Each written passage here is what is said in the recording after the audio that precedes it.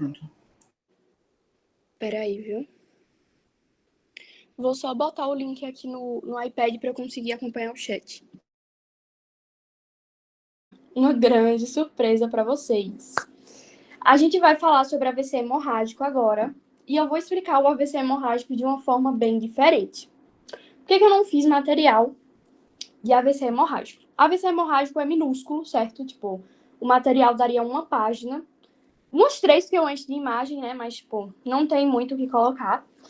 E quando a gente estudava com o Caio Werner, ele colocou o link desse site para a gente estudar AVC hemorrágico. E para mim esse site foi mais que fundamental para que eu entendesse de fato o que estava acontecendo ali na imagem. Para entender os tipos de hemorragia intracraniana, os tipos de AVC hemorrágico. E foi justamente por isso que eu resolvi projetar ele aqui para vocês. Eu vou explicar, então, o AVC hemorrágico a partir do link desse site para vocês. Vocês querem que eu passe já o link? Peraí, deixa eu passar logo. Que aí qualquer coisa vocês já acompanham. Cadê? Mas é muito, muito bom. E eu aprendi muito com ele, então eu relembrei que existia esse site, consegui encontrar. E vamos lá, então. Então, gente, quando a gente fala sobre AVC hemorrágico, a gente está falando de um tipo de acidente vascular cerebral que eu já expliquei para vocês lá no início, quando eu fui explicar AVC isquêmico, que se trata de um acidente no vaso, né, uma doença neurovascular, uma doença cerebrovascular, em que você vai ter uma ruptura do vaso. E com a ruptura desse vaso, o sangue extravasa, fazendo o que a gente chama de hemorragia, de hematoma, certo? Na verdade, tem até uma diquinha, né, que normalmente muita gente confunde. Hematoma é o hematoma subdural, é o hematoma epidural. Subaracnoide não. Subaracnoide é hemorragia, certo? E eu vou explicar para vocês já o porquê dessa diferença. Mas voltando então, a gente sabe que tem a ver com a ruptura de um vaso, certo? E essa ruptura de um vaso faz com que haja extravasamento sanguíneo. O AVC hemorrágico ele é bem menos comum do que um AVC isquêmico, certo? Bem menos comum do que um AVC isquêmico. Mas quando ele acontece, ele também traz déficits neurológicos focais e ele é de maior gravidade do que um AVC isquêmico. Vamos lá, então. Quando a gente fala do cérebro aqui em si, eu preciso que vocês lembrem primeiro da anatomia das meninges. Então, quando a gente fala das meninges, são 3 membranas que envolvem o cérebro, como está bem falando aqui, e a medula espinhal. E aí você tem a dura mater, você tem a aracnoide, tem a pia mater. Não sei se vocês lembram, mas a dura mater ela é uma membrana dupla. Ela tem a camada meninge interna e tem a camada periosteal externa. Só que isso aqui não vai ser tão importante para a gente agora. Então, eu preciso que vocês só percebam que essa meningezinha amarela aqui é a dura mater, a mais externa, a que está perto do osso. Depois da dura mater, a gente tem uma outra meninge, certo? Que é essa aqui, que é a meninge subaracnoide. Desculpa, meninge aracnoide. Meninge aracnoide, certo? Isso aqui que vocês estão vendo. É essa branquinha aqui, ó. Isso é a meninge aracnoide. Você fala, Jennifer, e essa verde é o quê? Lembra que eu falei? A dura mater, ela tem 2 lâminas. Uma lâmina mais perto do osso, que é a periosteal, e uma lâmina mais perto das outras meninges, que é essa aqui, que é mais interna. Então, isso que é verde e amarelo junto à dura mater. E embaixo da dura mater, você tem a aracnoide, certo? Aracnoide. Embaixo da aracnoide, você tem um espaço. E esse espaço realmente existe. É o espaço subaracnoide, que é cheio de trabéculas, que é um espaço que faz reabsorção de líquido, enfim, um espaço super importante. Depois do espaço subaracnoide, você vai ter a última membrana, a última meninge, que é a pia mater, que é essa meninge branquinha aqui, que está adentrando nos sulcos cerebrais. Então, quais são as meninges que a gente tem? Dura mater, aracnoide e pia mater. O único espaço que realmente existe é o espaço subaracnoide. A partir do momento que o paciente tem um trauma, que acontece alguma coisa, que um aneurisma explode nessa região, ele vai ter sangue. Esse sangue pode ser um hematoma ou ele pode ser uma hemorragia. Hemorragia é quando está num espaço que realmente existe. Então, espaço subaracnoide. Se ocorrer sangramento aqui, vai ser hemorragia subaracnoide. Mas se ocorre um sangramento em regiões entre essas meninges, que são regiões que não são para existir, não existe um espaço, são espaços virtuais, a gente não chama de hemorragia, a gente chama de hematoma. E a partir do momento que eu sei que ali tem um hematoma, eu tenho que definir onde está esse hematoma. Ele está acima da dura mater? Ele está abaixo da dura mater? Então, é assim que a gente vai definir. Então, entendendo essa anatomia das meninges, a gente já entende boa parte das coisas. Vamos falar, então, sobre a localização dessa hemorragia. A hemorragia ela pode ser de dois tipos. Hemorragia extraaxial e hemorragia intraaxial. O que significa extraaxial? Que está fora do cérebro, mas está dentro do crânio. Está dentro do crânio, certo? Mas está fora do cérebro. Não está aqui, ó. Não é intraparenquimatoso, não é dentro do tecido cerebral. Então, quais são essas hemorragias que a gente diz que são extraaxiais? As hemorragias extraaxiais são subaracnoide, subdural e epidural. E pelo nome, a gente já sabe a localização. Então, por exemplo, aqui é a lâmina da dura mater, certo? E acima da lâmina da dura mater, eu tô vendo um hematoma. Se eu tenho um hematoma em cima da lâmina da dura mater, eu sei que ele está dentro do crânio. Olha o crânio aqui. Se o hematoma está dentro do crânio, eu sei que ele é intracraniano. Só que agora eu quero saber se está dentro do cérebro ou fora do cérebro. Tá aqui dentro do cérebro, tá aqui no meio do cérebro, tá pintando o cérebro de vermelho? Não. Se não tá pintando o cérebro de vermelho, não tá sangrando o cérebro, é porque está nessas meninges, nesses espaços. Se tá dentro do crânio, mas fora do cérebro, a gente diz que ali é uma hemorragia extraaxial. Ou seja, axial significa dentro do cérebro. Se tá intraaxial, é uma hemorragia, é um hematoma intraparenquimatoso. Se está fora do cérebro, a gente diz que é uma hemorragia extraaxial. Entendendo isso aqui, então, eu vejo que tem um hematoma acima da dura mater. Então, eu vou chamar ele de epidural. E como que eu vou ver ele na imagem? Eu vou ver como uma imagem hiperdensa, uma imagem branca. E eu vou ver essa imagem com esse aspecto aqui, ó. Esse aspecto aqui, que parece um ovo ou parece um limão. E aí eu vou colocar a imagem aqui que eu gosto de decorar assim. Ó, o limão aqui que vocês estão vendo. Esse limãozinho na imagem, esse formato de limão na imagem, significa que ali tem um hematoma epidural. Beleza, Jennifer, entendi o epidural. Vamos falar sobre outro agora. Vamos falar sobre o subdural. O subdural está abaixo da dura mater, certo? Então, ele está abaixo da dura mater. Onde?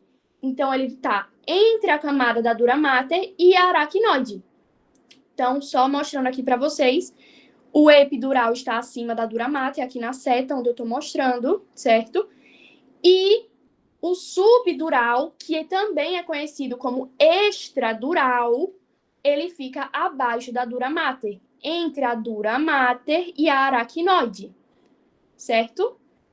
Entre a dura mater e o espaço ali entre a dura mater e a aracnoide. E é justamente esse hematoma que a gente vai chamar de hematoma subdural, que está abaixo da dura mater.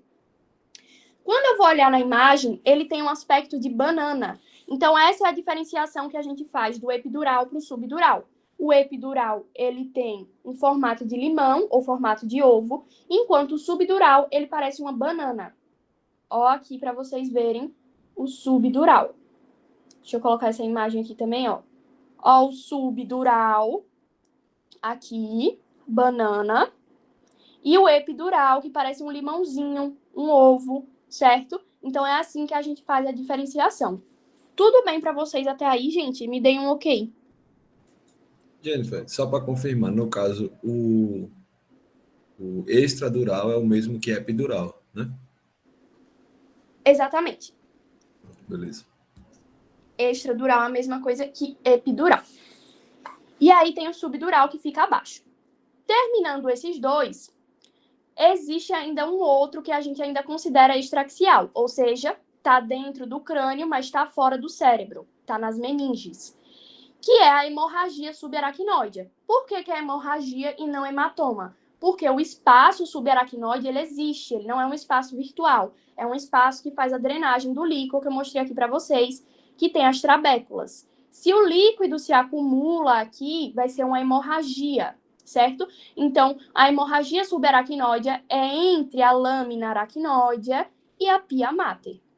E aí a gente caracteriza como hemorragia subaracnoide. E como é que eu vou ver na imagem? Vou ver com o preenchimento dos sulcos.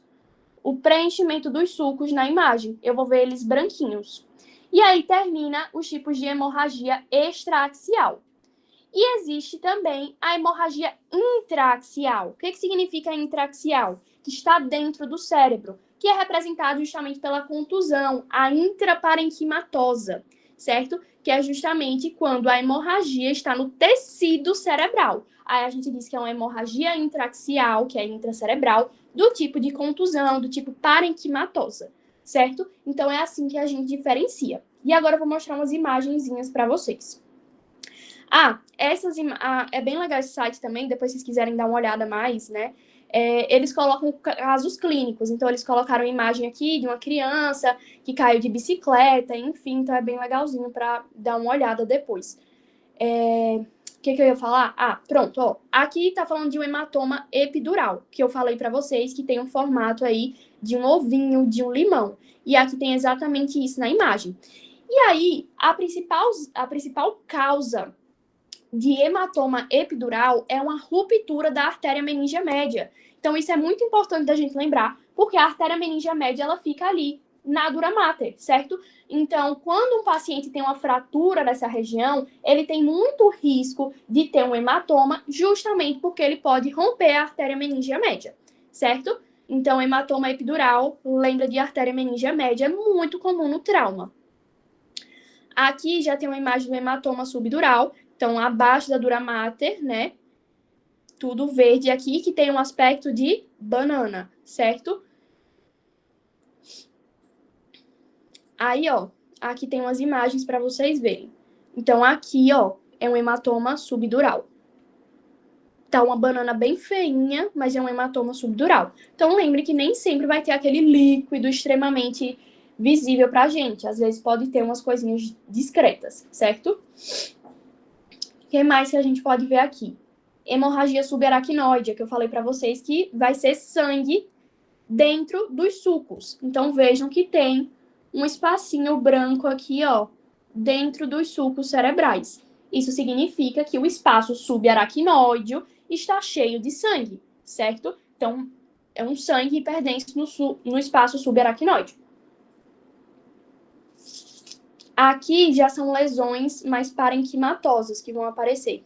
Então, uma lesão no meio do cérebro. A gente já sabe que ali foi um hematoma parenquimatoso, uma contusão.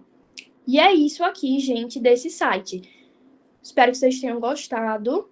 Foi uma forma geral de mostrar assim. E eu vou abrir aqui o slide da professora, só para mostrar para vocês mais imagens dos tipos de AVC, porque eu acho que fica mais fácil lembrar.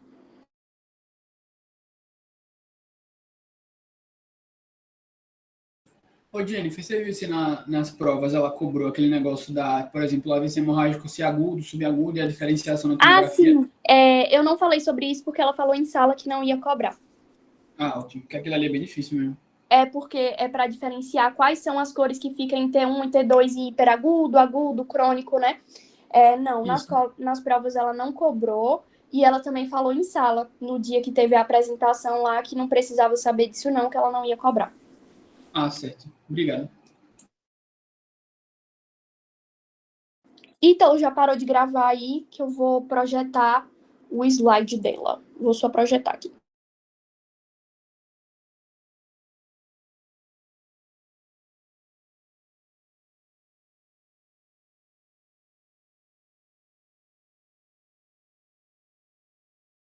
Ô, Jennifer, foi de que período esse dela aí? Do 7 ou do 6? Para eu procurar aqui no tablet. Vixe, amigo, aí eu não lembro não, viu? Acho que foi quinto período. Tá bom. Mas eu coloquei lá no Drive. Não, isso aí é porque eu já tenho anotado. Eu ia procurar o antigo, mas eu vou pegar o seu. Vai. Não, esse que eu vou mostrar agora não é o de Abrita, não. É o da professora mesmo, de Sara. Ah, entendi. De AVC Mas, hemorrágico. Se vocês quiserem, eu mando também. não, eu tô falando de coluna. Não, o de coluna foi no 5º período, mas tá lá no Drive. Pronto, valeu.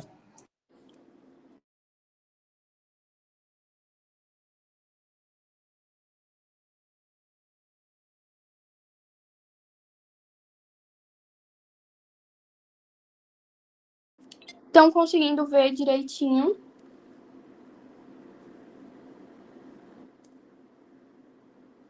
Me falem aí. Sim. Pronto, beleza. Então vamos lá. Já posso falar, né, Ítalo? Pronto, vamos lá então. Esse slide aqui, ela misturou AVC isquêmico e hemorrágico, só que eu já falei para vocês, modéstia à parte, super bem. Então eu não vou ficar repetindo isso aqui não, viu? Já fiz o PDF lá bonitinho para vocês. Então eu vou partir logo para AVC hemorrágico, para vocês verem. Então aqui tem basicamente falando o que eu falei para vocês, que é justamente aquilo do acidente vascular cerebral hemorrágico. Ele se caracteriza pelo sangramento em uma parte do cérebro e que ele pode ocorrer seja no cérebro mesmo, que é o intraparenquimatoso, intraaxial, ou ele pode ocorrer nas meninges, que aí no caso é extraaxial. E aí tem a hemorragia subaracnoide, o hematoma subdural, o epidural e por aí vai, certo? E apesar dele não ser o mais comum, ele é o que tem mais mortalidade.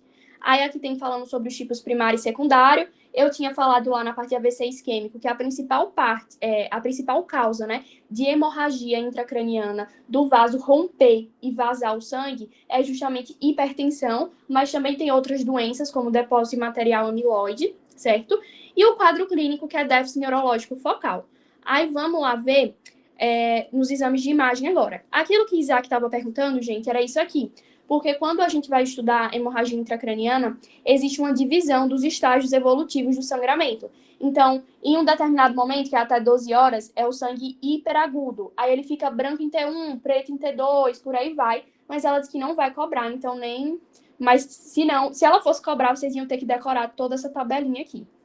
Aí seria um probleminha, viu? Mas ela disse que não ia cobrar, não. Então, vamos ver aqui, finalmente, exemplos, né, de hemorragias. Por exemplo, esse aqui. Isso aqui, gente. O que vocês acham que é? É um hematoma intraparenquimatoso? É subaracnoide? É epidural? É subdural? E aí?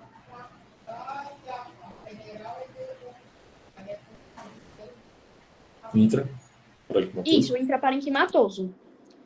Que é muito sinônimo também de contusão. Vamos ver outro aqui.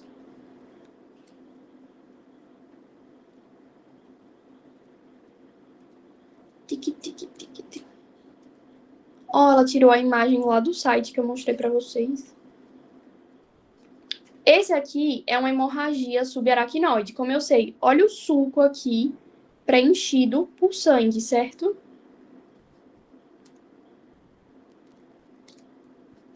Aqui. Isso aqui para vocês, lembra uma banana ou um limão? Um limão. Um limão. Então, vocês acham que é subdural ou epidural? Extradural. Beleza. Todo mundo concorda com o Marcos, né? Então, aqui é epidural, também conhecido como extradural. Aqui, vocês já vejam que tem... Valeu, meu Deus, a imagem se mexe. Eu nem sabia disso. Aqui, vocês conseguem visualizar um hematoma que tem um formato de banana. Então, eu já sei que aqui é subdural, certo?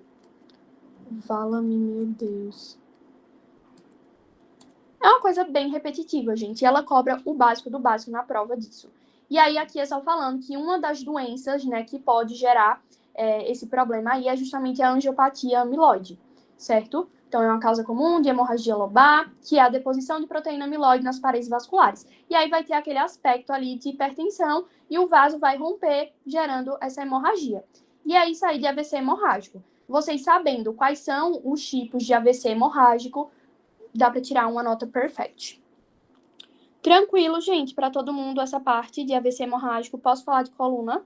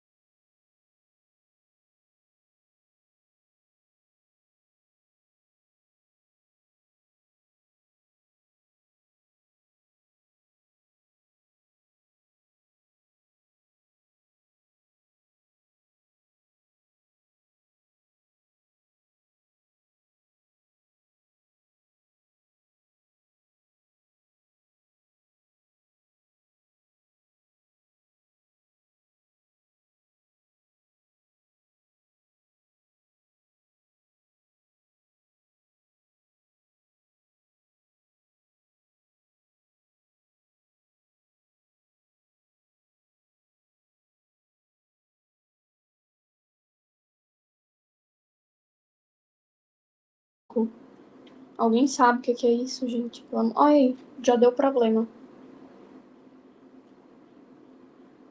Enfim, vamos ver que vai dar certo. Então, gente, quando a gente fala de coluna, existem 3 componentes essenciais que a gente vai lembrar aqui.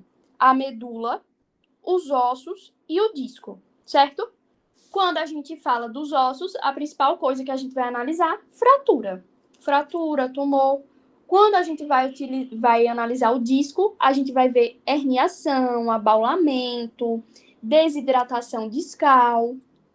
E quando a gente vai ver a medula, a gente vê principalmente doença, certo? Então, quando a gente vai fazer uma análise da coluna vertebral, existem diversos exames que podem ser utilizados, inclusive o raio-x. Então, o raio-x é um exame, sim, que a gente pode utilizar para avaliar a coluna. Nesse caso aqui, a gente vê um raio-x de coluna, né? E a gente vê tanto na incidência de PA como na incidência de perfil. O que acontece? Quando a gente vê nessas duas incidências, é o mínimo que a gente pode pedir. Então, a gente poderia pedir outra incidência como a incidência oblíqua? Poderia, mas no mínimo a gente pede 2 incidências, que é a incidência de PA e perfil, por exemplo, e a gente consegue visualizar a coluna. Por quê? Porque existe sobreposição no raio-x. Então, poderia ser que eu não conseguisse visualizar, certo? Essas estruturas se eu não colocasse 2 incidências. Então, aqui eu consigo ver, ó, toda a coluna vertebral, certo? Tudo bonitinho, tudo encaixadinho, tudo bonitinho, beleza? Então, é isso aqui que a gente vai tentar visualizar. Ah, não é possível. O negócio sumiu. Mas, enfim, tudo imagem de raio-x. Aqui já é um raio-x de coluna total. E o raio-x de coluna total a gente chama de espinografia. Jennifer, o que é espinografia? Espinografia é um raio-x de coluna total que é utilizado, na maioria das vezes, com um propósito. Alguém consegue me dizer qual é? É avaliar se tem deformidade na coluna? Exatamente, avaliar a presença de curvaturas patológicas na coluna. Então, nesse caso aqui, temos uma imagem minha, uma escoliose, né? Então, aqui a gente consegue visualizar justamente essa curvatura anormal da coluna. Lembrando que nós temos curvaturas fisiológicas na nossa coluna, que é a cifose, a lordose. O problema é quando essas curvaturas, elas estão demasiadas, que aí a gente chama de hipercifose, hiperlordose, e nesse caso aqui tem a questão da escoliose, que seria justamente essa curvatura que não é fisiológica, curvatura patológica. Nesse caso, a gente pede esse exame aí, que é a espinografia. Então, falou de raio-x de coluna total, eu estou falando de um exame que é muito utilizado para ver curvaturas, certo? E a tomografia, quando que eu vou pedir? Gente, a tomografia ela vai ser importante para avaliação da parte óssea. Por quê? Apesar do raio-x ele ser um exame bom para ver osso, a tomografia é o melhor, é o top dos tops. Então, é justamente a tomografia que vai conseguir, né, me permitir uma melhor análise dos ossos. Então, eu quero ver uma fratura. Às vezes, você vai fazer o raio-x, não vai ver fratura nenhuma. Quando faz a tomografia, você acaba se deparando com a fratura, certo? Então, o ponto forte da tomografia é justamente ver as estruturas ósseas. Então, aqui a gente vê que existem diversos planos, né? Ah, não, velho. Em que se pode ver a coluna. Aqui tem outra imagem também, mostrando uma TC. E aí tem o janelamento. Nesse janelamento aqui, você tem um destaque para as partes moles. E nesse aqui, você tem um destaque para a parte óssea, certo? Então, aqui você tem justamente essa diferenciação. E você consegue ver os corpos vertebrais, os processos, de uma forma bem mais definida, de uma forma bem mais detalhada do que no raio-x que a gente já acabou de visualizar. Olha aqui, uns pontos pretos no osso. E aí, o que é esses pontos pretos no osso? Quando a gente vê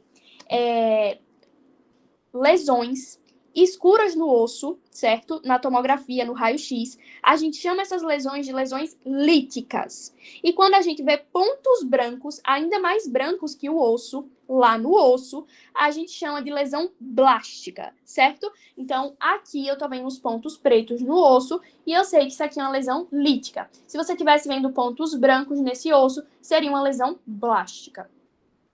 Aqui, a gente consegue ver uma fratura. Gente, acompanha aí, que eu tô ficando puta já, que esse negócio não tá... Véi, não é possível. Isso aí é Sara me gongando, viu? Porque eu tô usando o slide de Ô, abrir. Jennifer, tente abrir pelo Drive. Você clica no Drive e abre por lá, que eu acho que não fica assim. Vou ver. Peraí. Din, din, din, din. Simplesmente é a melhor ideia da noite.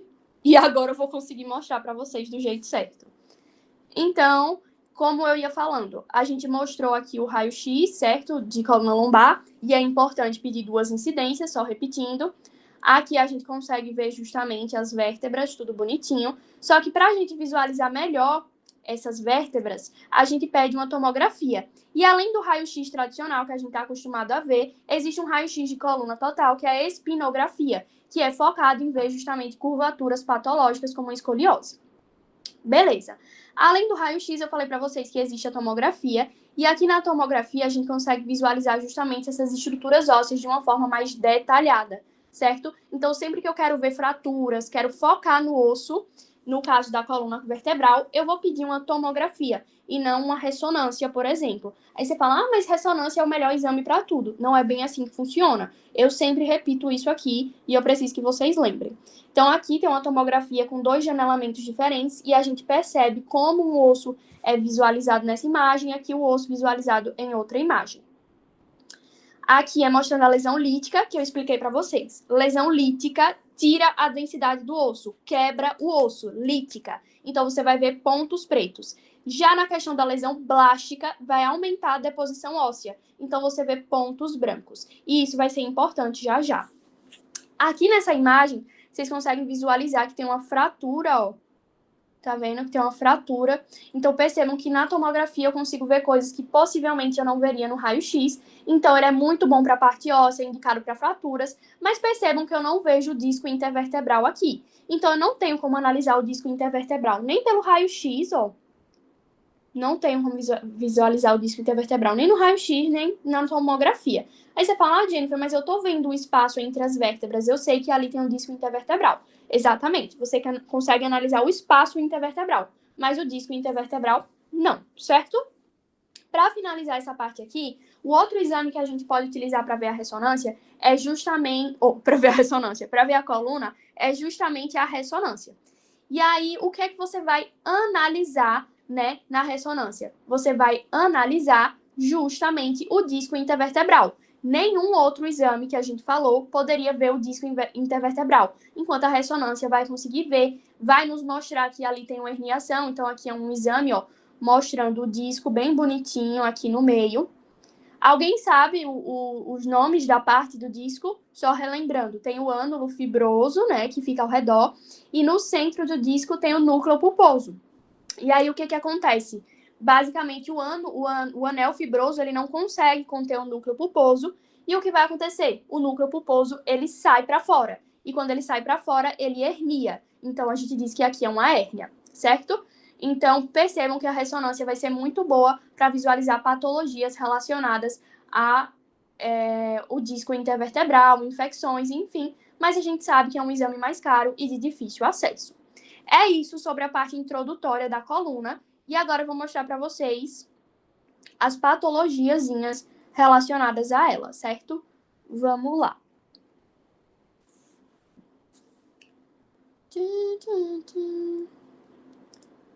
Então, agora a gente vai focar aqui no disco intervertebral, certo, gente? Então, aqui nós temos 3 imagens. Isso aqui é uma ressonância. Como é que eu sei que é uma ressonância? É uma imagem que eu estou conseguindo visualizar o disco intervertebral, estou conseguindo ver a medula aqui, mais especificamente o saco dural. Então, quando você vê tudo bonitinho, não tem como ser uma tomografia. Então, beleza, eu sei que isso aqui é uma ressonância. E a ressonância, gente, ela tem algumas sequências. Nesse caso aqui, é T1, esse aqui é T2 e esse aqui é STI. Como que eu sei essas sequências de ressonância na coluna vertebral? Lembrem, aqui, onde está branco, é uma região chamada saco dural. É uma região que tem líquido. E eu falei para vocês, sempre falo, que T1 destaca gordura, T1 destaca gordura, e o T2 destaca os dois, gordura e líquido. Então, se eu preciso de uma incidência que destaque o líquido, que deixe ele branco, só pode ser T2 aqui, certo? Então, como que eu fiz a diferenciação? Eu sei que aqui é T1 porque o saco dural tá preto, e eu sei que aqui é T2 porque o saco dural tá branco. Jennifer, que sequência é essa? STI, que eu não lembro mais. O STI, ele faz uma anulação da gordura. Lembra que o T2 destaca gordura e água. Quando você coloca o STI, você continua destacando a água, mas você anula a gordura. Você fala, mas por que eu anularia a gordura aqui? Então, você anula para destacar as partes ósseas e aí você percebe que o osso ele fica mais escuro do que no T1 e no T2. E vejam que no T1 o osso ele também fica um pouquinho mais claro, certo? Então, é assim que a gente diferencia o T1, T2 do STI. Então, aqui tem outra imagem e a gente consegue visualizar bem o disco intervertebral aqui. A parte pretinha que está aqui ao redor é o que a gente chama de anel fibroso e a parte de dentro é o núcleo pulposo. Aqui são as vértebras, tudo bonitinha, e aqui é o saco dural e olha a medula aqui onde ela acaba. Então, T1 porque está apagado, T2 porque está aceso, e aqui eu sei que é STI, porque veja que a vértebra está escura, certo? E você continua com realce do saco dural. É assim que a gente diferencia. Pode falar, Isaac. Ô, Jennifer, no T2 o disco ele vai destacar porque ele tem conteúdo líquido também, né? Isso, o disco ele vai destacar porque lembra que ele tem um núcleo pulposo e o núcleo pulposo tem água. Só que o que acontece em T1 você meio que acha o núcleo pulposo um pouco ressaltado também. Então não é muito bom você diferenciar o T1 do T2 por meio do disco. A gente costuma falar mais para diferenciar por meio do saco dural mesmo, porque em todos o núcleo pulposo fica um pouquinho mais branco, sabe? Eu ia perguntar isso, porque no estilo ele acaba ficando branco também, eu não ia saber o porquê. Melhor só olhar o saco dural e os ossos, né? As vértebras. Exatamente. Caramba, gente, eu passei minha unha aqui em mim que eu me lasquei agora, mas é isso mesmo, amigo. Não tem como a gente diferenciar T1, T2 de STI por meio do disco. Sempre olhe o saco dural, certo? Mas lembrem que tem o anel fibroso e o núcleo pulposo. Aí aqui tem um resuminho do T1, T2 e STI, mas eu sempre falo para vocês, então acho que já está na cabeça. E aqui é só para a gente identificar as principais estruturas anatômicas, certo? Então aqui a gente consegue visualizar as vértebras, ó. Aqui na letra A a gente visualiza as vértebras, a gente visualiza o disco, e aqui a gente visualiza o saco dural. Isso aqui que vocês estão vendo é uma vértebra na tomografia num corte axial, e é importante a gente saber que a vértebra fica assim, porque quando ela tiver uma herniação, de forma que ela fique abaulada, ela vai ficar toda redonda, não sei se vocês lembram. Aqui é a medula, ó, toda bonitinha. E aqui, ó, que vocês estão vendo, é o saco dural, nessa última imagem. E aqui vocês conseguem ver os vasos saindo dos forames intervertebrais. Beleza? Então, aqui é só falando isso também. E olha aqui o querido disco intervertebral, para quem não estava entendendo o que eu estava falando, ó.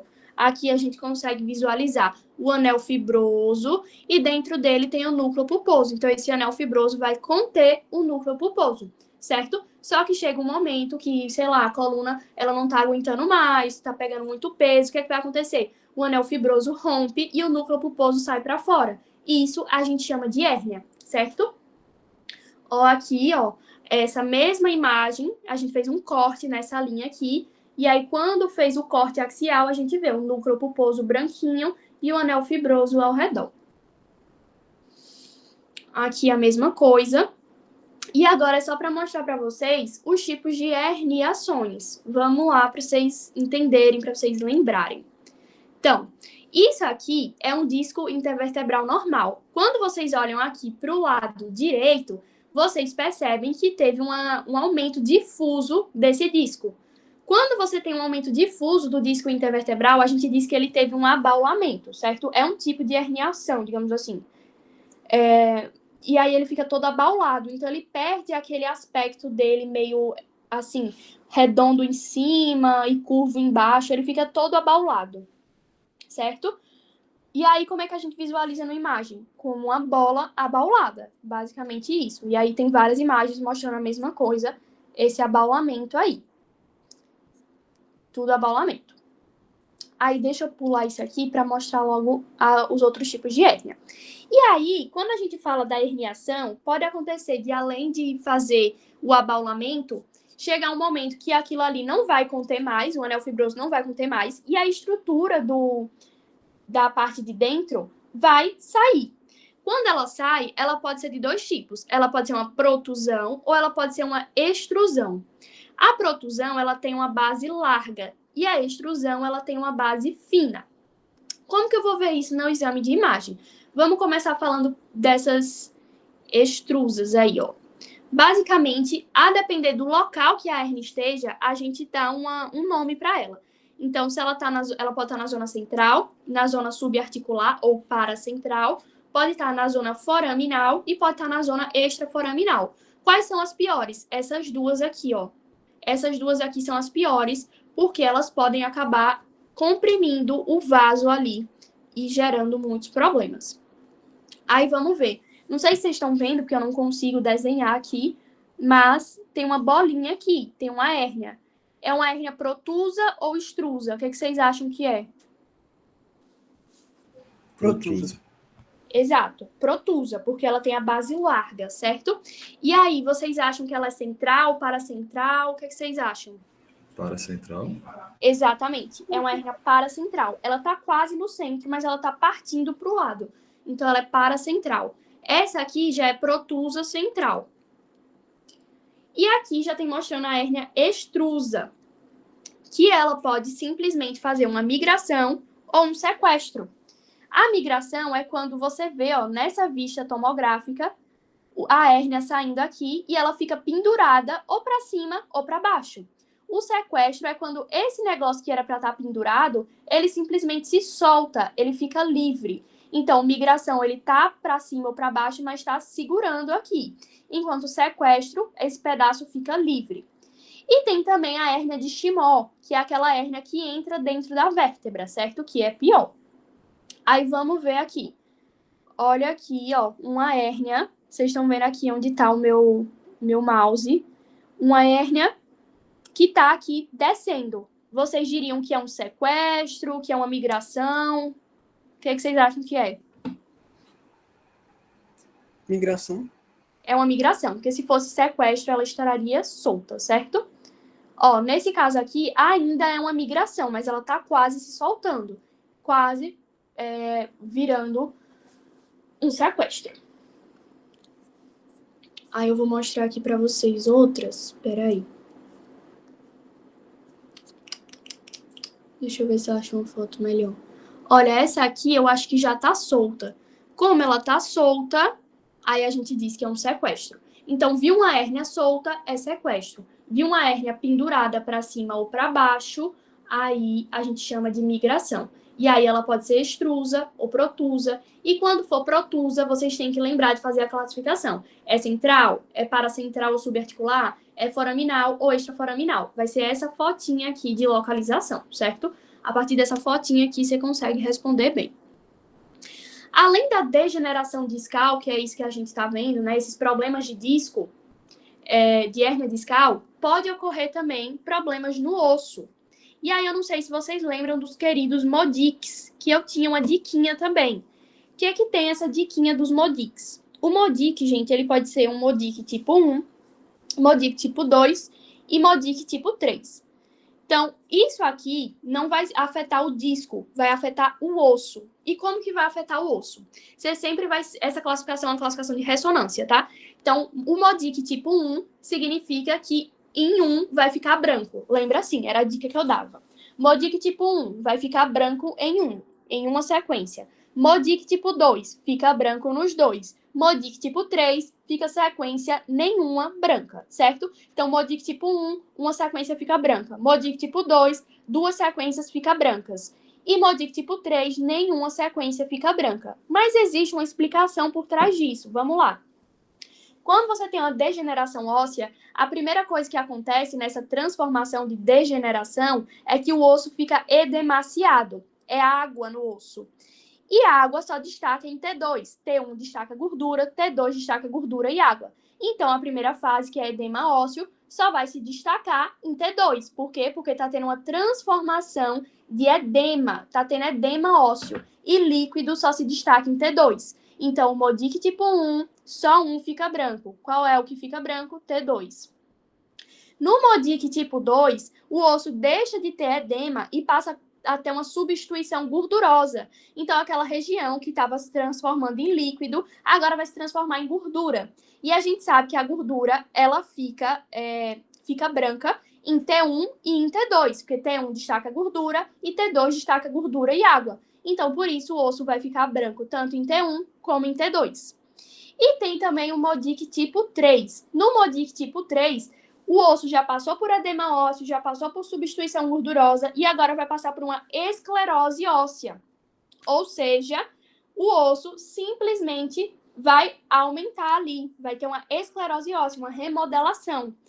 E nesse caso, não vai destacar nem T1 nem T2, porque T1 destaca gordura, T2 destaca gordura e água. Osso não destaca em nenhum dos dois. Então, é assim que a gente identifica. MODIC 1 destaca em T2, MODIC tipo 2 destaca nos dois e MODIC tipo 3 não destaca em nenhum. Beleza? Aí vamos ver aqui na imagem. Ó, letra A. Percebam que está escuro em um e branco no outro. Se está escuro em um e branco no outro, é que tipo de MODIC, galera?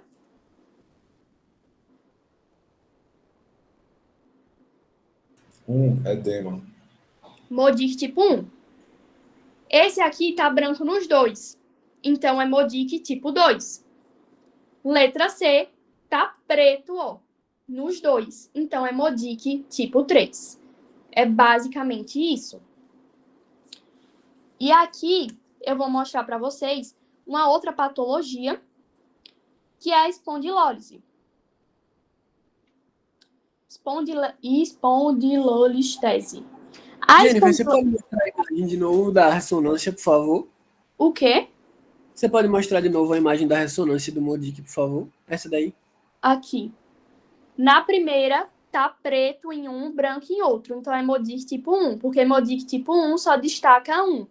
MODIC tipo 2 na segunda, porque os dois estão brancos. Aqui, ó, nas vértebras. E MODIC tipo 3 na terceira, porque em um tá preto e no outro também. Então, MODIC tipo 1, só um fica branco. MODIC tipo 2, nas duas sequências fica branco. E no MODIC tipo 3, nenhuma sequência fica branco. Deu para entender? No 1 é edema ósseo, que é a água que tá no osso. Aí destaca só em T1, né? Isso, exatamente. Aí no segundo é gordura, por isso que destaca nos dois. E no terceiro é osso, por isso que não destaca em nenhum. Entendi, obrigado. Aí, para finalizar, tem a espondilolistese, gente. A espondilolistese, o que a gente tem que entender? É basicamente uma descida da vértebra sobre a outra. E aí ela pode descer para frente ou para trás. Quando ela desce para frente, a gente chama de anterolistese. Quando ela desce para trás, a gente chama de retrolistese. Então, aqui, ó, e ainda tem os graus. Ela não vai pedir esses graus, não, que ela nem falou, mas basicamente, se você viu uma vértebra fazendo desnível com a outra, indo para frente da outra, a gente chama isso de anterolistese. Já se essa vértebra tivesse, essa vértebra de cima, no caso, tivesse ido para trás, a gente diria que é uma retrolistese. Então, isso aqui que vocês estão vendo são anterolisteses, certo? Ó, aqui essa imagem mostra bem isso. Então, percebam que essa aqui é uma vértebra e ela está no lugar. E percebam que a vértebra acima dela está bem anterior a ela. Então, foi bem para frente. Ou seja, ela sofreu um desvio para frente, ela sofreu o que a gente chama de anterolistese. Beleza, gente? Foi isso aqui do slide da Brita sobre coluna. Deixa eu ver aqui se tem mais alguma coisa para falar. Pode parar a gravação.